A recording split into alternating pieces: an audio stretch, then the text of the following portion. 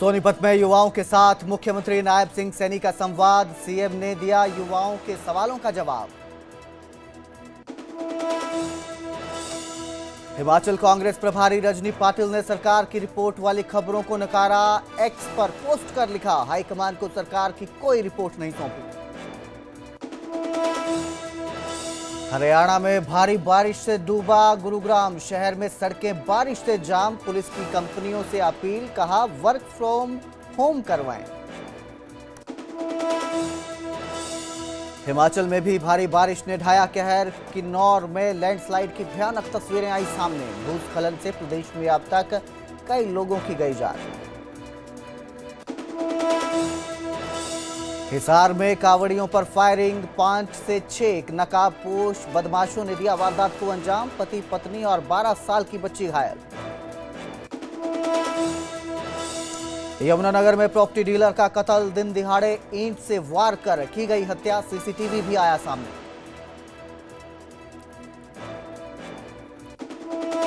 इस news headlines के प्रायोजक पतंजलि गाय का घी, माँ का भरोसा, प्यार से परोसा।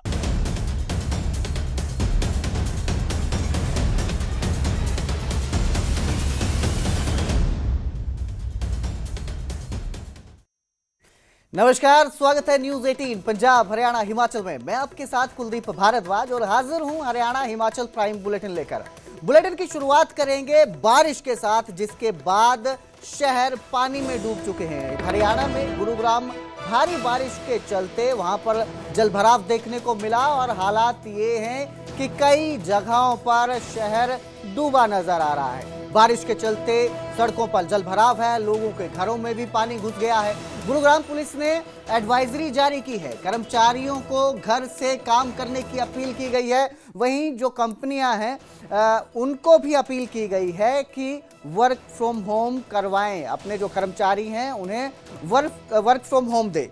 तो गुरुग्राम में अब तक 90 mm बारिश हुई है, रिकॉर्ड किया गया है। ये तस्वीरें आपकी स्क्रीन पर हैं, आप देख सकते हैं। 2 तस्वीरें जहां दिख रहा है बस के टायर गायब नजर आ रहे हैं एक तस्वीर में, और ऐसा लग रहा है कि जैसे ये पानी में फ्लोट कर रही हो, यानी कि तैर रही हो। वहीं दूसरी तस्वीर में आप देख सकते हैं कि घुटनों तक पानी में चलने के लिए लोग मजबूर नजर आ रहे हैं। गुरुग्राम की ये तस्वीरें हैं। साइबर हब कहा जाता है और बहुत ही आधुनिक सिटी से कहा जाता है, लेकिन बारिश के बाद इसकी पोल इस तरह से खुलती नजर आ रही है। साइबर सिटी है और पानी में डूब चुकी है।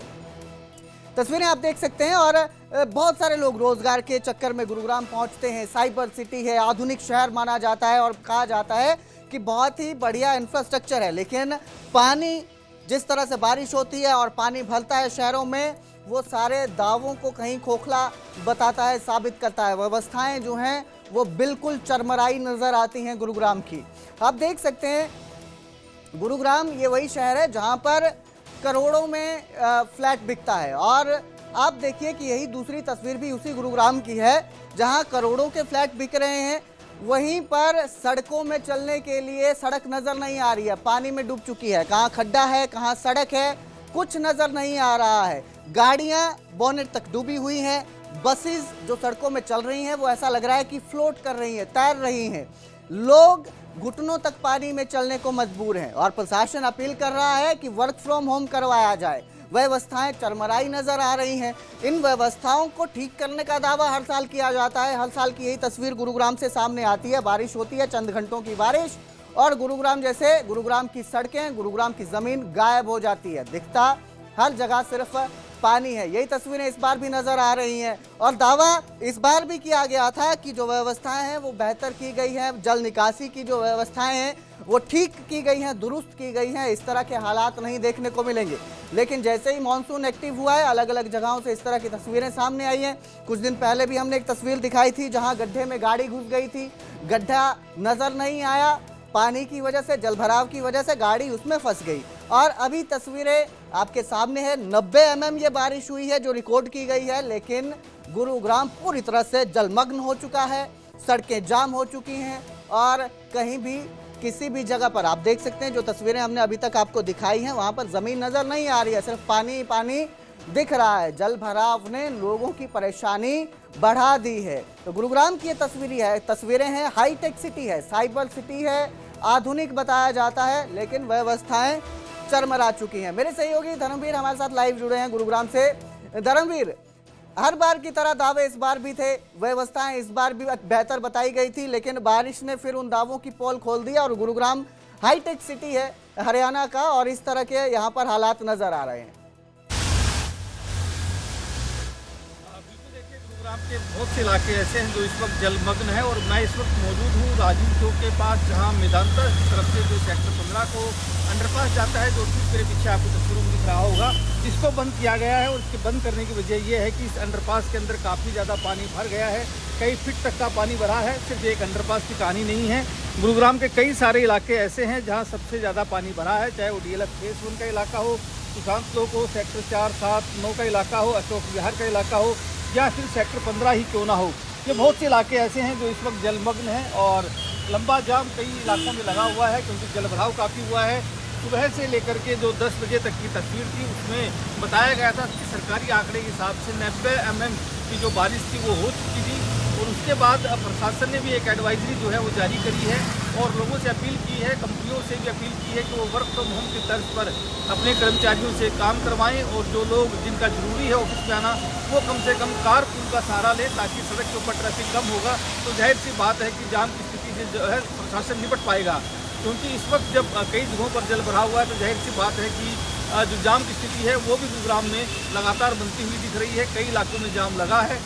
तो प्रशासन की तरफ से अपील की गई है कंपनियों से कि वो एक तरह से वर्क फ्रॉम होम के तर्ज के ऊपर काम करवाएं। जी बिल्कुल, बहुत बहुत शुक्रिया इस तमाम जानकारी के लिए धर्मवीर। तो हालात जो गुरुग्राम के हैं वो काफ़ी खराब नज़र आ रहे हैं। अपील तो की गई है, एडवाइजरी जारी की गई है प्रशासन की तरफ से कि लोगों से वर्क फ्रॉम होम करवाया जाए और ज़रूरी ना हो तो घर से बाहर ना निकलें, लेकिन घरों में भी पानी घुस चुका है।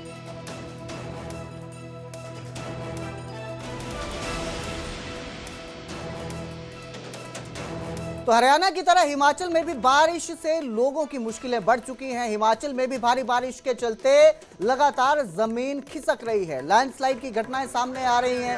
आफत जो है वो लोगों की यहाँ पर बढ़ चुकी है और लोगों के अंदर एक डर भी पैदा हो रहा है। जिस तरह से जमीन खिसक रही है, लैंडस्लाइड हो रहे हैं, अचानक से कहीं पर भी पहाड़ियां दरक रही हैं। ऐसी तस्वीर किन्नौर से सामने आई है। लैंडस्लाइड की तस्वीरें आप देख सकते हैं, जहां पहाड़ धीरे धीरे करके भरभराता है और फिर एकदम से नीचे सड़क पर पहुंच जाता है। इसके दौरान जो लोग वहां पर मौजूद थे ये वीडियो शूट करते हैं और आप देख सकते हैं इससे डर का माहौल भी है। गनीमत ये रही कि जिस वक्त ये पहाड़ खिसकता है कोई नीचे मौजूद नहीं था, कोई वाहन नहीं गुजर रहा था, नहीं तो बड़ा हादसा हो सकता था। तस्वीरें आप देख सकते हैं कितनी भयंकर ये तस्वीरें हैं, भयावह तस्वीरें हैं। डर पैदा हो रहा है लोगों के बीच में भी। एडवाइजरी भी हिमाचल प्रशासन की तरफ से लगातार जारी की है कि जो इलाके लैंडस्लाइड वाले इलाके हैं जहां पे संभावना है लैंडस्लाइड की, वहां पर सतर्क रहें लोग। ये अपील भी की जा रही है कि अगर आपको आवश्यकता नहीं हो तो घरों से ना निकलें। बारिश वाले मौसम में यात्रा करने से बचें, लेकिन ज़रूरी कामों से कई यात्री निकले हुए हैं, कई लोग निकले होते हैं। इसकी चलते ये एडवाइजरी जारी की है कि वो भी सतर्क रहें, सावधान रहें। जगह जगह ज़मीन खिसक रही है, पहाड़ दरक रहे हैं और कुदरत कितनी ताकतवर है इसका अंदाज़ा भी एक लगाया जा सकता है कि इंफ्रास्ट्रक्चर बेहतर करने के लिए जगह जगह जिस तरह से काम किया जा रहा है, उसके बाद जब कुदरत अपने हिसाब से काम करती है तो ये उसकी तस्वीरें।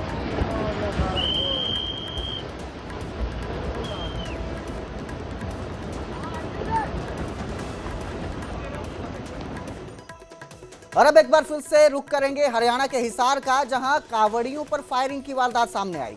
5-6 नकाबपोश बदमाशों ने इस वारदात को अंजाम दिया। फायरिंग में पति, पत्नी और एक 12 साल की बच्ची भी घायल हुई है, ये जानकारी सामने आई है। बदमाश ने करीब 6 राउंड फायर किए। परिवार अपने भांजे को कावड़ यात्रा के लिए छोड़ने आया था, तभी अचानक बदमाशों ने फायरिंग शुरू कर दी। घटना के बाद आरोपी मौके से फरार हो गए। पुलिस ने आसपास के सीसीटीवी फुटेज खंगालने शुरू कर दिए हैं और पुलिस सूत्रों के मुताबिक 2 संदिग्धों की पहचान भी कर ली गई है, जिन पर पहले से आर्म्स एक्ट के तहत मुकाबला दर्ज है।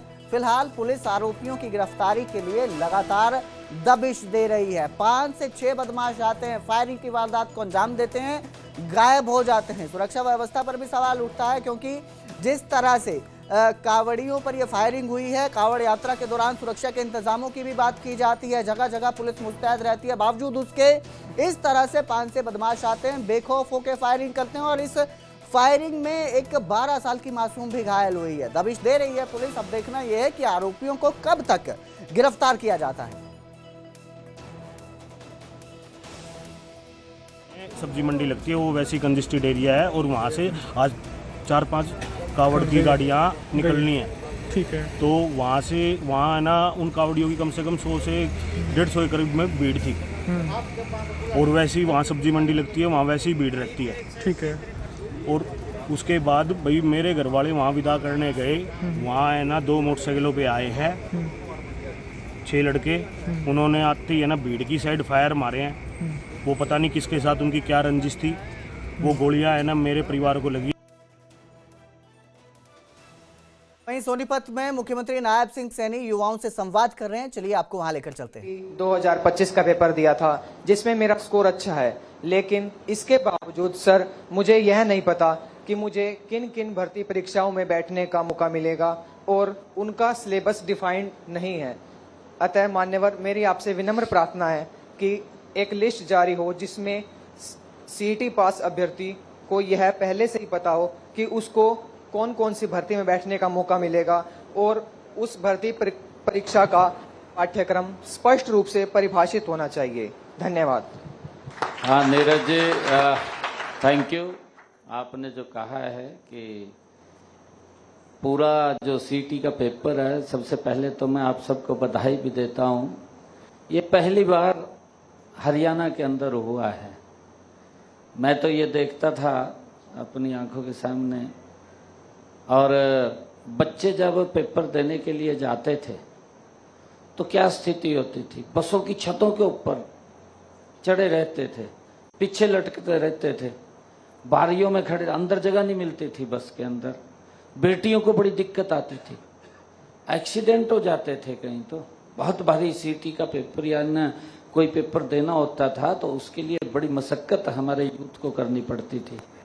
हमने इसको नीरज जी बड़े सिस्टमेटिक ढंग से किया। आपने देखा है अब की बार हर बच्चे को हमने पूरा रोड मैप हरियाणा का तैयार किया और ट्रांसपोर्ट को इसमें लगाया। हमारे पुलिस विभाग के अधिकारी भी लगे, उनको भी कहा कि अगर कोई बच्चा सेंटर से छूट जाता है या गलत सेंटर में चला जाता है तो उसको अपनी गाड़ी में लेकर के उस सेंटर तक पहुंचाने की कृपालता करें।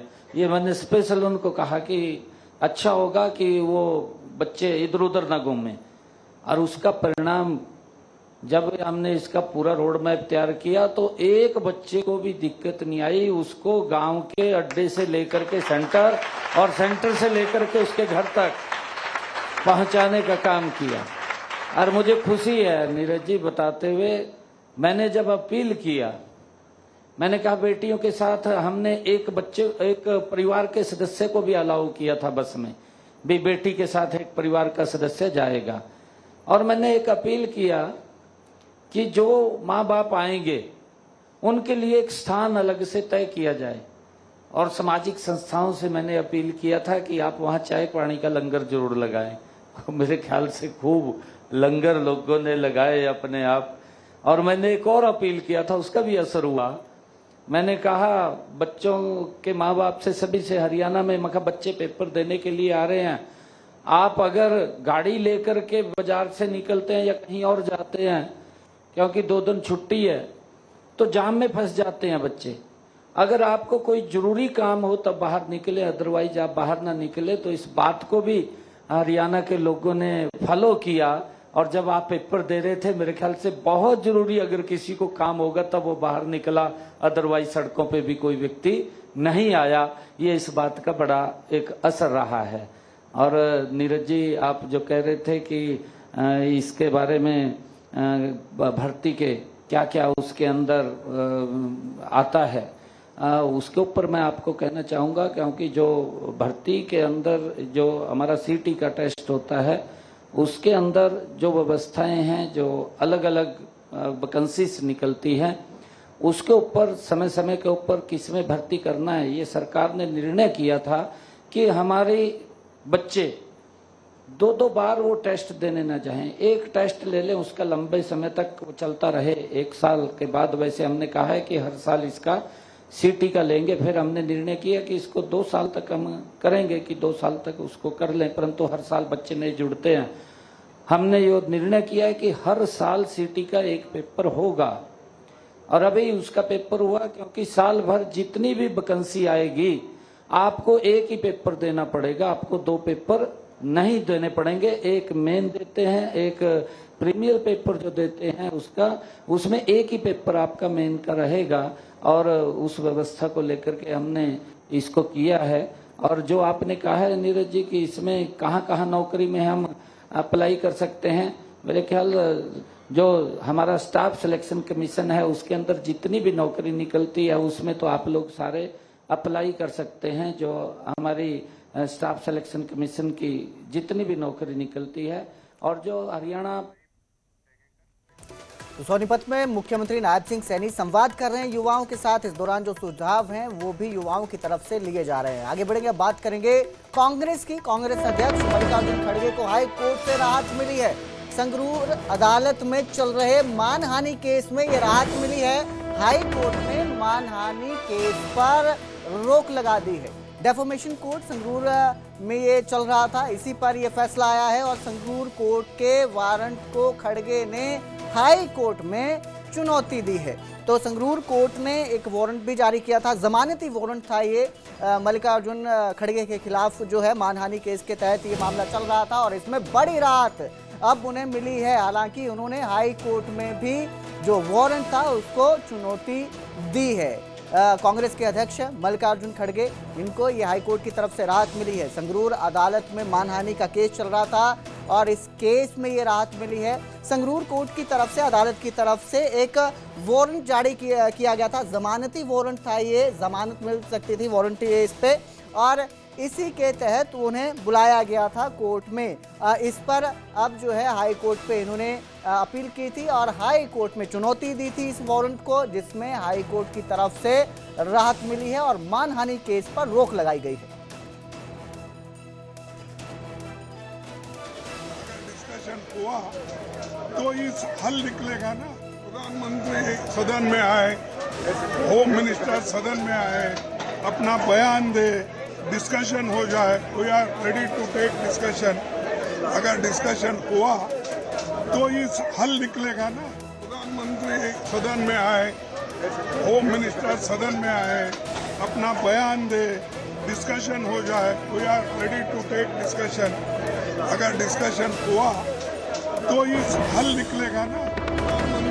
करनाल में एक युवक की गोली मारकर हत्या कर दी गई। 2 बदमाश युवक आते हैं, 2 बदमाश और युवक के सिर पर गोली मारते हैं। पुलिस ने मौके पर पहुंचकर पूरे मामले की जांच शुरू कर दी है। आरोपियों की तलाश की जा रही है, लेकिन बेहद खौफनाक ये वारदात है। 2 बदमाश आते हैं, पिस्तौल तानते हैं और सीधा सिर पर गोली मार देते हैं। तस्वीरें आप देख सकते हैं, स्क्रीन पर आपको नजर आ रही है, यही युवक है जिसका कत्ल कर दिया गया है। करनाल में ये वारदात सामने आई है। मामले की जांच की जा रही है, पुलिस ने मामला दर्ज किया है। जानकारी ये भी है कि युवक स्कूटी पर सवार था, उसी दौरान हमलावर आते हैं और इस वारदात को अंजाम करके मौके से फरार हो जाते हैं। हालांकि परिवार वालों ने कुछ लोगों पर शक जाहिर किया है, ऐसा पुलिस के मुताबिक जानकारी सामने आई है, और दावा भी किया जा रहा है कि जल्द ही आरोपियों को गिरफ्तार कर लिया जाएगा। लेकिन क्या वजह थी जिसके चलते इस वारदात को अंजाम दिया गया, ये जांच के बाद ही साफ होगा।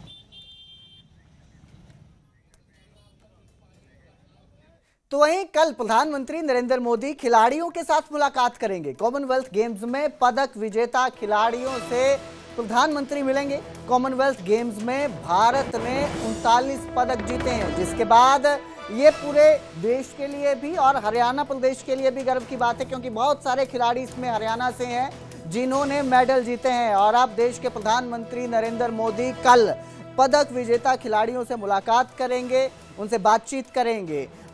समय दिया गया है, और इसके साथ ही आपको बता दें कि जो हरियाणा के खिलाड़ी हैं उनसे हरियाणा के मुख्यमंत्री भी बातचीत करेंगे, इसका भी समय दिया गया है, उनसे भी बात की जाएगी पदक विजेता जो खिलाड़ी हैं। तो कल प्रधानमंत्री नरेंद्र मोदी इनसे मुलाकात करने वाले हैं सभी खिलाड़ियों से।